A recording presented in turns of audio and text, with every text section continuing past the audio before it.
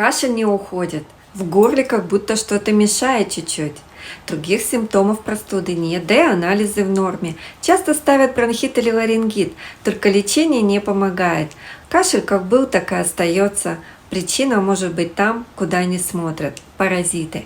Некоторые из них мигрируют по организму и задерживаются в легких.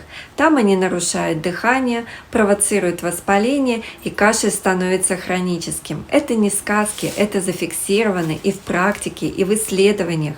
Вот почему после противопаразитарной программы симптомы уходили, которые месяцами и даже годами мучили людей.